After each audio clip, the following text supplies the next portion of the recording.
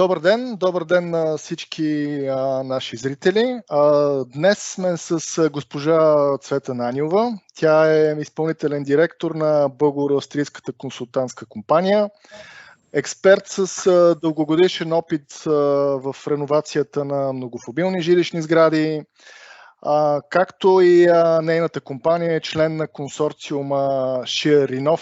Това е проект по Хоризонт 2020, в който съвместно с Софийска столична община, с Министерство на регионалното развитие, Български фасилити менеджмент асоциация и други партньори разработват проекта специализиран посредник, който е и застъпен в много голяма степен в плана за възстановяване и устойчивост, който беше приет преди няколко седмици.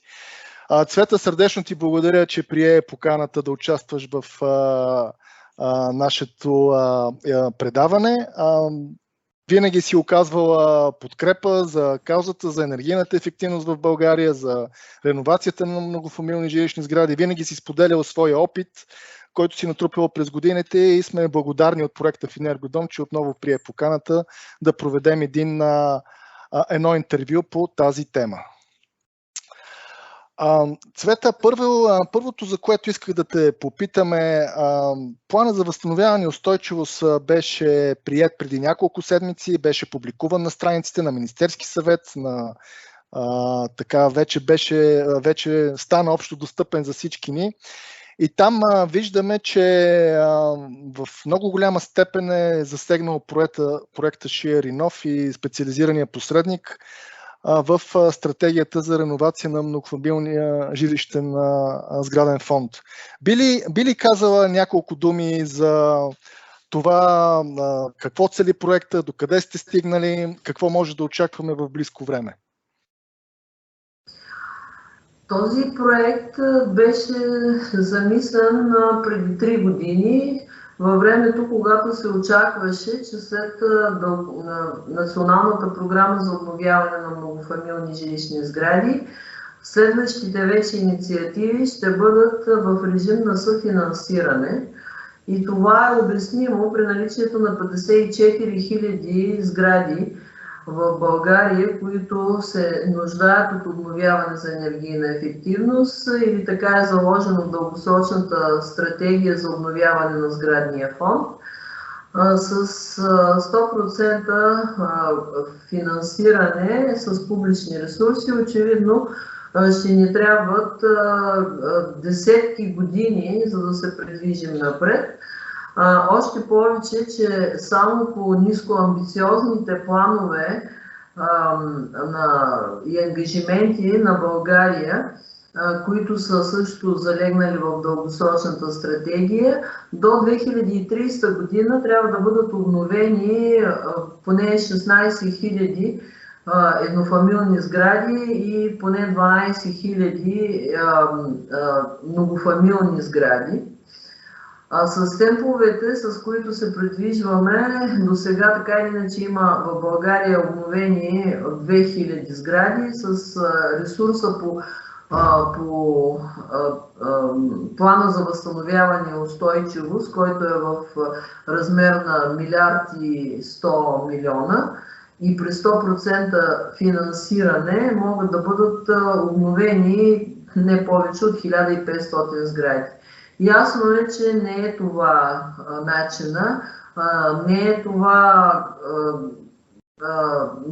което и в най-малка степен да отговаря на нуждите в страната. Да не говорим, че в създалата си през последната година конюнктура на непрекъснато нарастващи цени на енергоносителите, на повишаващ се риск от увеличаване броя на категорията хора, които попадат в рубриката енергийно бедни, трябва да се търсят други начини. Тогава не се знаеше, че и когато беше замислен този проект, не се знаеше, че пак и заради консумираните закъснения ще се стигне до това, че парите ще се харчат на 100% финансиране. Нашия проект трябваше да адресира проблемите решаването на които могат да доведат до един пазарно ориентиран модел. Проблемите, които са идентифицирани и които са записани, между другото, и като реформи в Националния план за възстановяване и устойчивост, условно казано, са в три посоки. Единия обхваща именно темата за специализирания посредник, който трябва да помогне на етажните собствености да преминат от начало до край в един процес. Един процес, който започва с постигане на съгласие за обновяване на сградата, преминава през всичките подготвителни дейности, свързани с енергиен одит, техническо обследване на състоянието на сградата, паспортизация, която дава под предписанията на съпътстващите мерки, необходими да се извършат заедно с пакета от енергоефективни мерки.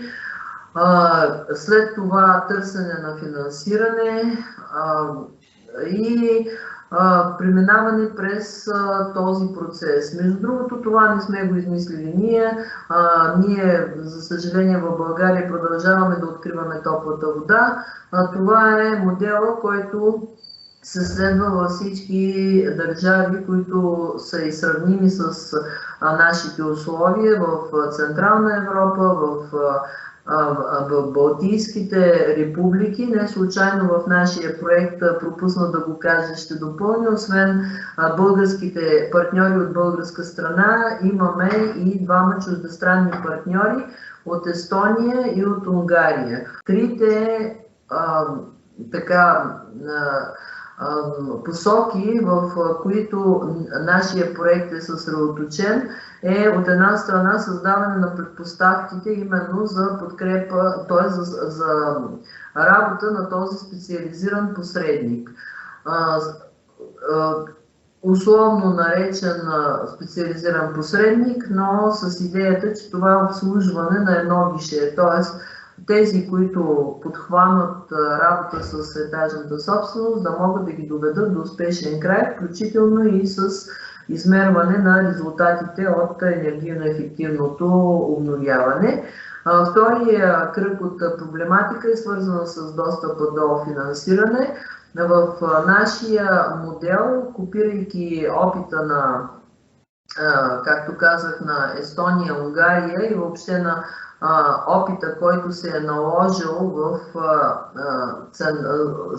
Централна Европа, в страните от Европейския съюз, Централна Европа, в Балтика, това е достъп до дългосрочно нисколихвено кредитиране за етажната собственост. И третия кръг от проблематика, който адресира нашия проект, е свързан с необходимите промени в нормативната уредба, които биха довели до това да се облегчи този процес на обновяване на многофамилните сгради. Това касае най-вече промени в Закона за управление на етажната собственост. Между другото, така са записани реформите в Плана за възстановяване и устойчивост, само че нещата малко са каруцата пред коня, защото се смята, че инвестиционният проект ще се развие и ще си свърши ресурса преди да бъдат изпълнени реформите. Наистина доста впечатляващ обхват от задачи сте си поставили. Вярвам, че ще бъдат доведени задачите до успешен край, защото това е ключово за скалирането на реновацията в многофамилните жилищни сгради.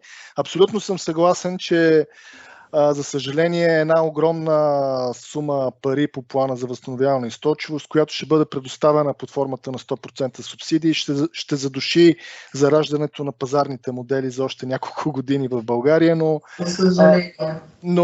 все пак това ще бъде неизбежно, то ще се случи в един момент, ако искаме да постигнем поставените национални цели, и това, което вие правите, е наистина ключово. Между другото, искам да вметна, че Нашия проект в Енергодом, той също така се опитва да адресира проблема на така масовото обновяване на многофамилни жилищни сгради по латвийски модел в случая. Образно казано, нашите два проекта обхващат по-голямата част от европейски опити, дано в един момент така правилното решение да бъде постигнато и в рамките на страната. В нашия случай така по-големия фокус е заложен в осигуряване на необходимото финансиране и в, образно казано, застраховане на икономиите, които ще се постигнат при бенефициентите, с оглед това те да бъдат спокойни, че ще могат да изплатят направените инвестиции в техните сгради, но може би това така ще навлезе по-широко във втората фаза на плана за възстановяване и устойчивост, където се предвижда така няколко стотин милиона лева да бъдат инвестирани с съфинансиране. Мисля, че беше 20% очакваното съфинансиране от страна на собствениците. И вече в този момент би могло да се използват и иновативни финансови модели от сорта на договорите за гарантиран резултат, специализирани финансови кредити, каквито разработвате под проекта Share-in-Off, или някакви трети иновационни инструменти, които се надяваме да бъдат така разработени в рамките на страната ни. Това, което ми се искаше да попитам конкретно в Закона за етажната собственост, какви промени така сте предложили по нашия проект? Това, което ние така констатирахме, е нали, много трудно етажната собственост може да влезе като субект в дългогодишни договори за обновяване от вида на нали, договори с гарантиран резултат, финансови инструменти, кредити. Етажната собственост не може да се яви като субект тук и така има работещи заобиколни решения, които не са много елегантни, но доколкото знам, вие сте работили по тази част от проблема на етажната собственост. Ако може да кажете повече по тази тема. Да, основният проблем, между другото, на сдружението в българския му вариант, и не само в българския му вариант, но най-вече в българския му вариант е това, че то няма общи активи, които може да заложи като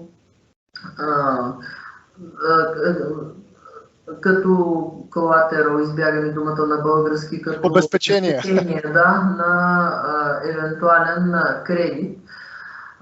И нашия проект за това се е фокусирал върху търсене на решения, които могат да преодолеят този проблем. Нашите препоръки, такива каквито са и записани в реформата, която е предвидена по плана за възстановяване и устойчивост, са в три посоки. От една страна е за облекчаване процеса на вземане на решение. Имаме предвид това да се даде възможност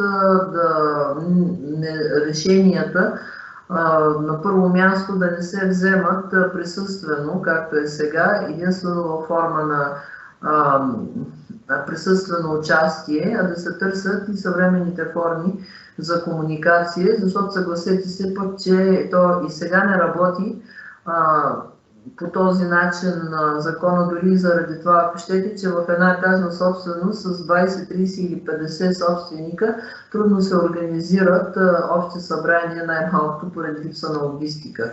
В 21 век, живееме в 21 век все пак, нормално е. Така и това е едно от малкото позитиви на COVID беше това, че някак си се натрупа така, като че ли не само информираност, но и увереност, че комуникацията може да бъде ефективна и със съвременните средства.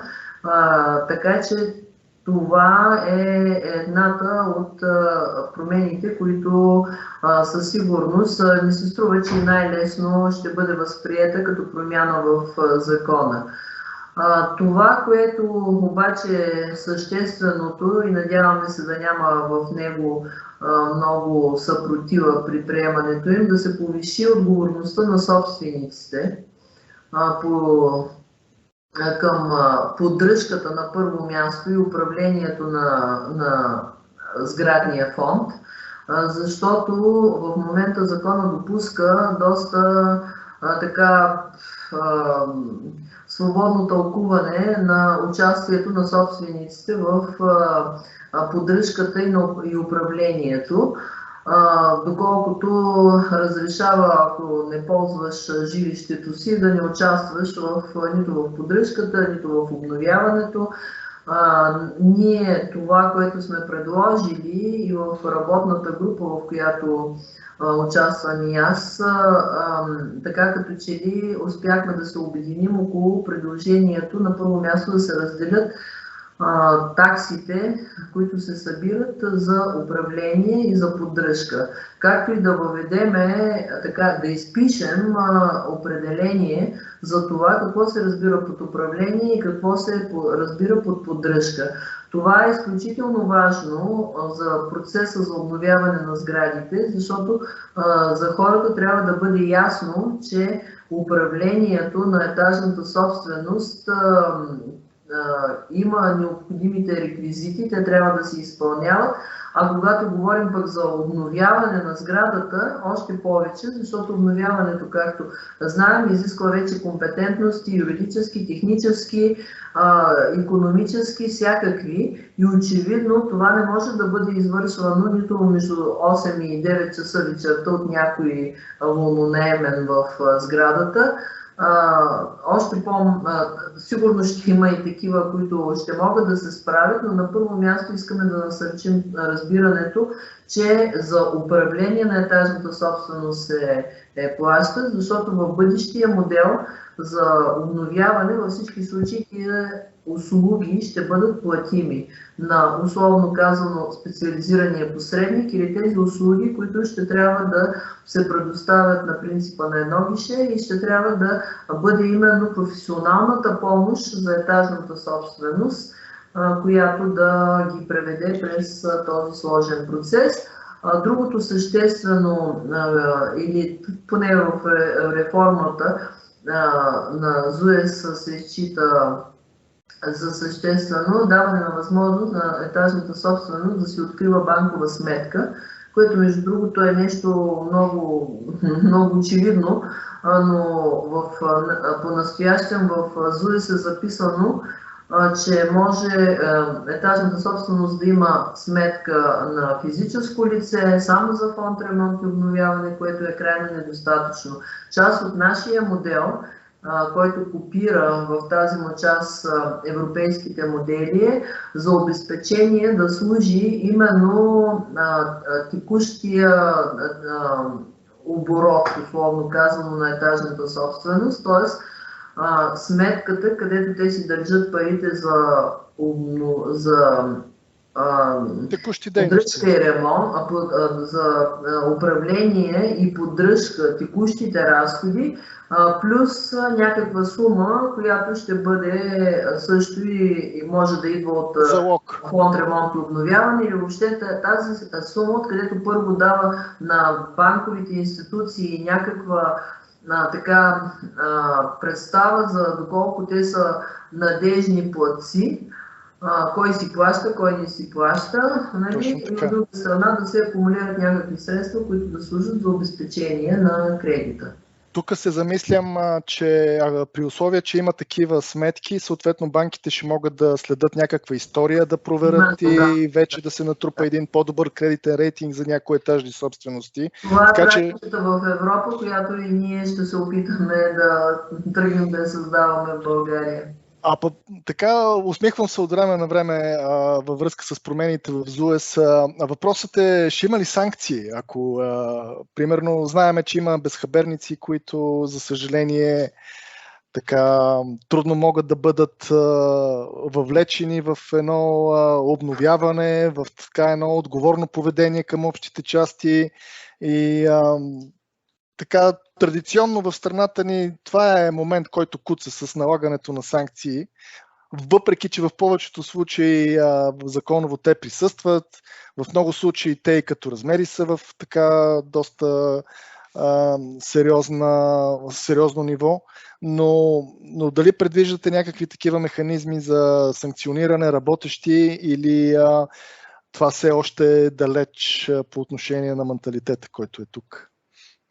Личното ми мнение е, че това е много ключов проблем и даже не е толкова проблем на разписване в закона, колкото е менталитетен проблем и действително трябва да търсим съмишленици, за да може да обясним на първо място идеята, че съжителството предполага спазване на едни правила, че не може човек, живеейки в една сграда, да има само права и да няма задължения, както и това, че когато мнозинството вземе някакво решение, трябва да има механизми и лостове, с които то да може да наложи изпълнението му над мнозинството. За съжаление, практиката в България е точно обратната. Ние сме правили редица проучвания, правили сме оценка и на изпълнението на националната програма, което беше по една поръчка на Банката на Съвета на Европа.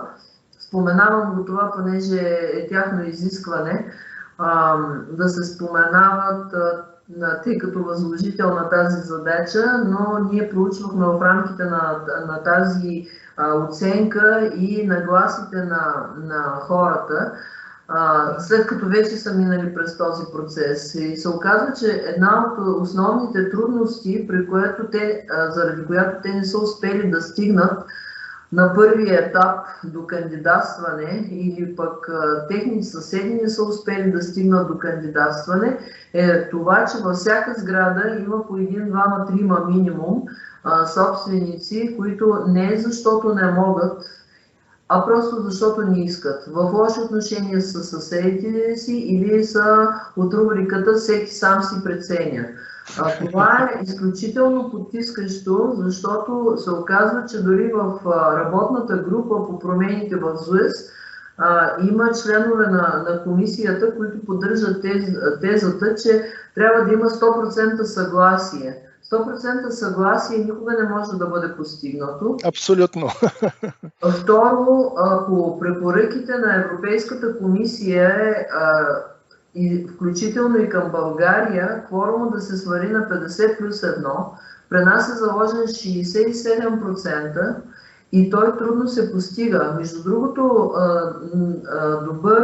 няма да се уморя да обяснявам, че много добър пример за това е националната програма, където 54 000 сгради бяха допустими за кандидатстване и едва 10% достигнаха т.е. си подадоха заявленията за участие. И именно тази оценка, която правихме, това проучване, показва, че като основна причина хората изтъкват именно невъзможността да постигнат това съгласие.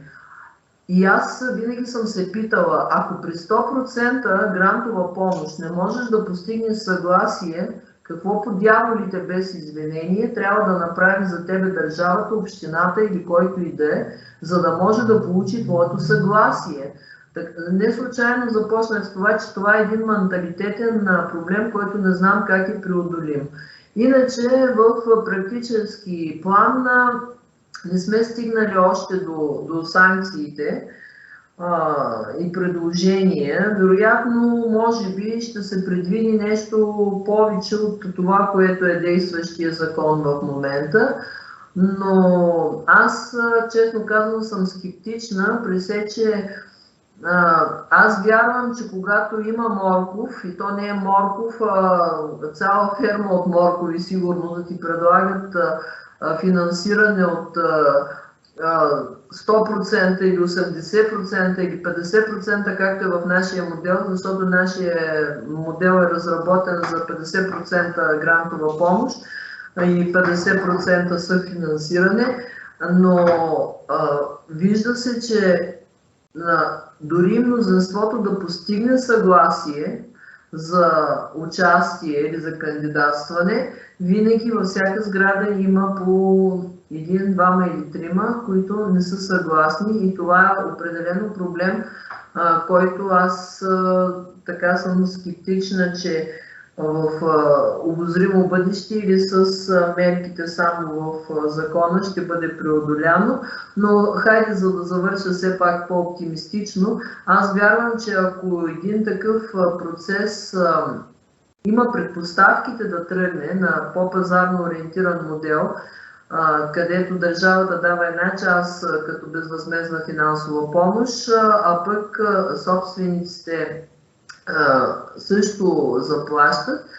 И когато това сработи и се види, че работи, аз вярвам, че ще бъде по-лесно след това да така по принципа око да види, ръка да пипне. Хората ще добият довереност, финансовите институции също, че това е работещо и по-лесно могат тогава вече да бъдат и затягани санкциите върху тези, които не са съгласни. Но това за мен е поне ключов проблем в широкомащабен процес за обновяване с финансиране.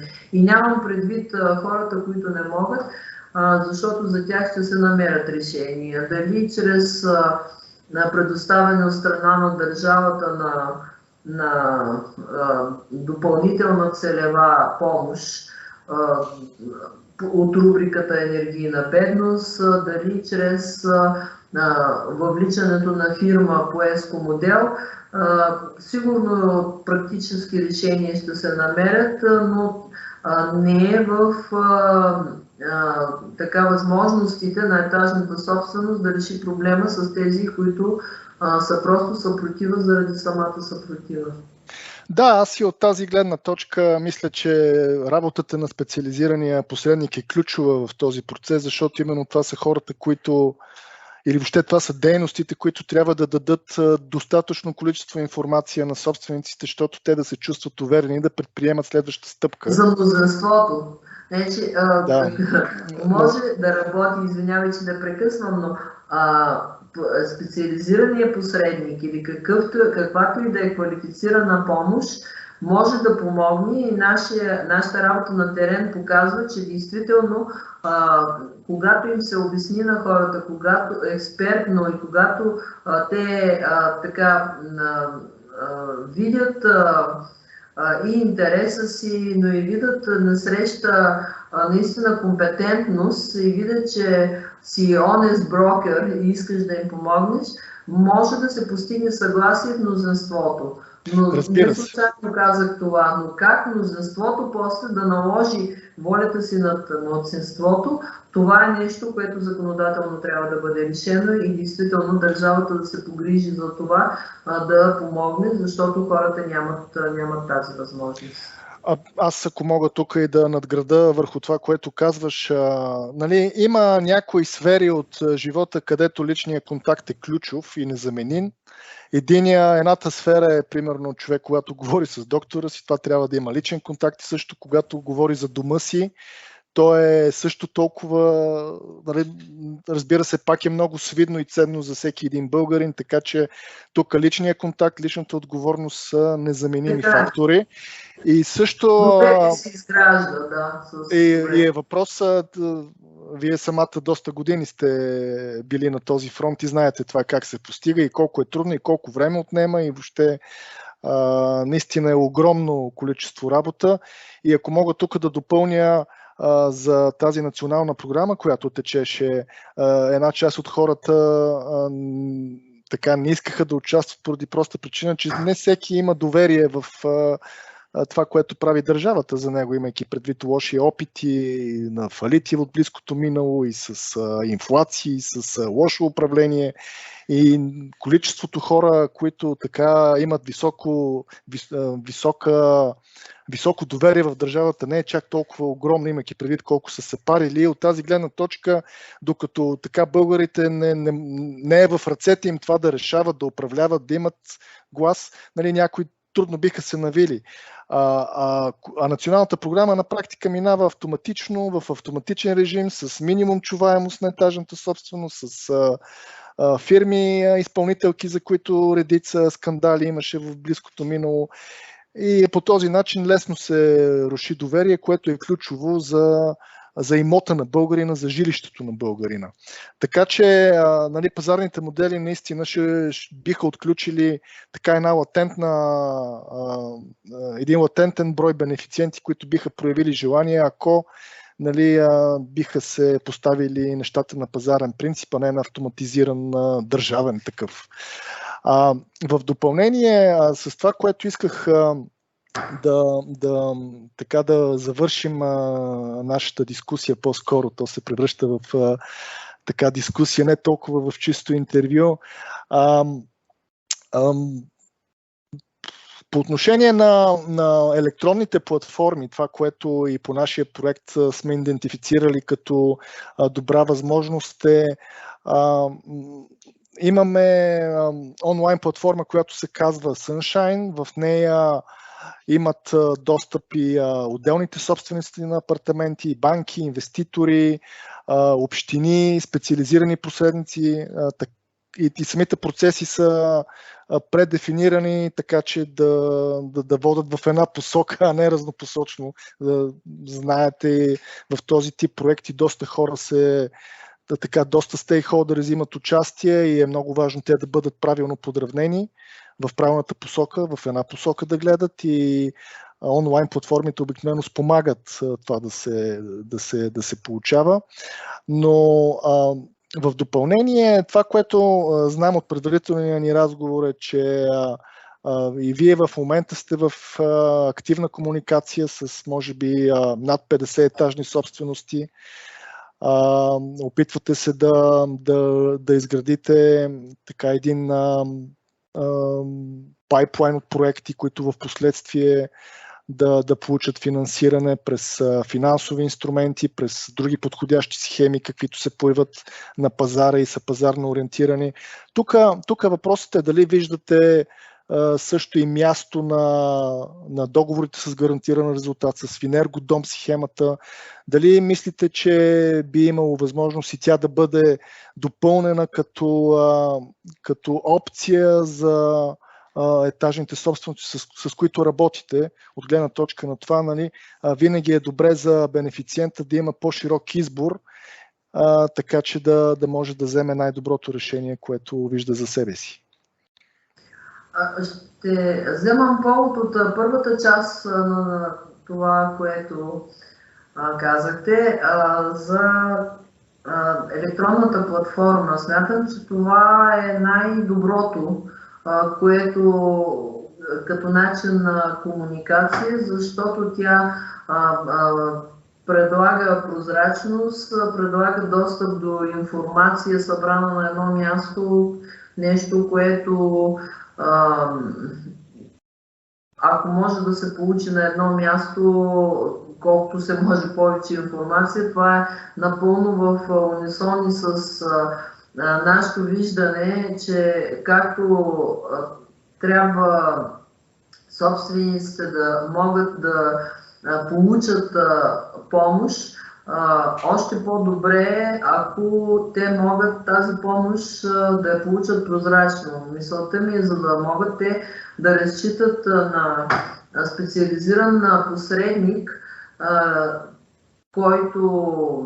който им вдъхва доверие, най-малкото когато намерят информация за това кой във веригата какво може да им бъде полезен, да имат достъп до такава информация, както за процеса, така и за участниците в него. Това действително много би фасилитирало процеса. Ние по нашия проект също сме предвидили, дали сме препоръки, нямаме такава задача по нашия проект, но в бъдеще всякакви проекти или такива инициативи, колкото повече бъдат свързвани в едно цяло, за да може действително да има максимална информация, да стига до хората, надежна информация от надежни източници. Това действително би много фасилитирало процеса.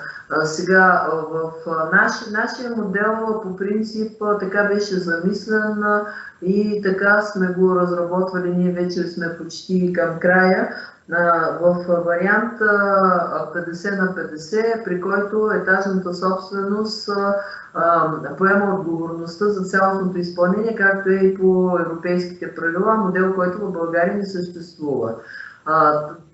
Тъй като ролята на специализирания посредник категорично не е фиксирана, при нас ние сме казали, че на така оптималната от гледна точка на нашите анализи и препоръки е това да е комбинация от консултант енергийна ефективност и дружество за професионално управление на етажната собственост, доколкото дружеството за професионално управление има достъп до хората, а пък консултанта енергийна ефективност дава експертизата, която касае целият процес на обновяване.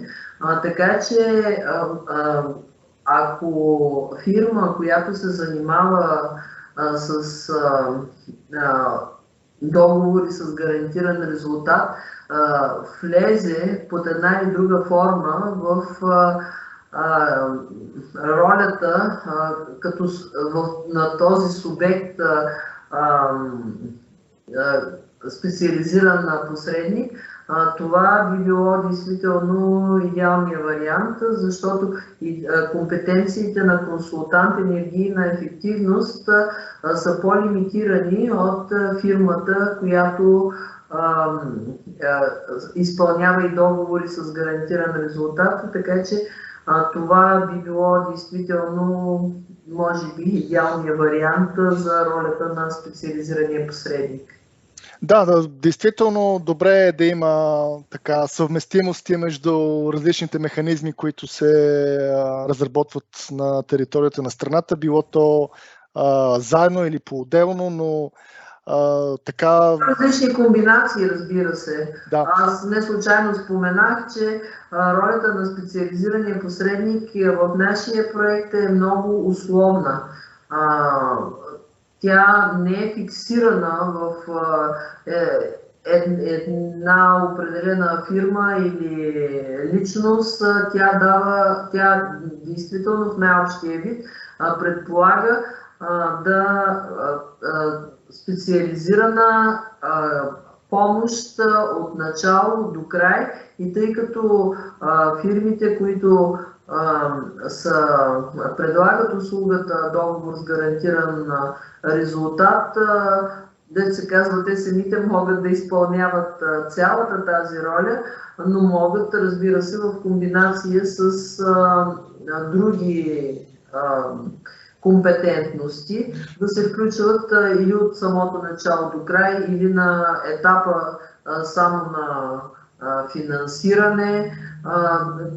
Възможностите и комбинациите действително са доста повече от една.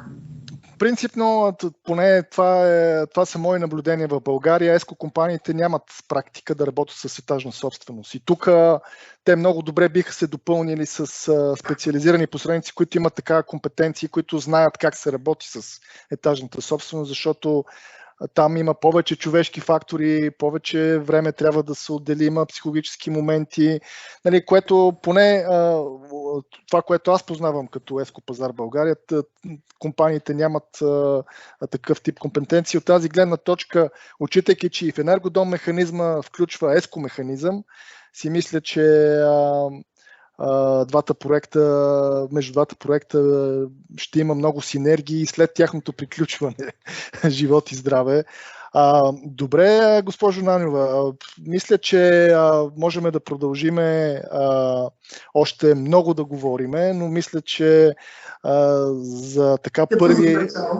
Като за начало е добре да открехнем малко вратичката на проблематиките и възможностите на енергийната ефективност в България по отношение на многофамилни жилищни сгради. Надявам се в бъдеще и след края на проектите да изникнат реални възможности, където можем да продължим да си сътрудничиме. И желая успех най-вече на вашия проект и до нови срещи. Някакви заключителни думи, ако желаете?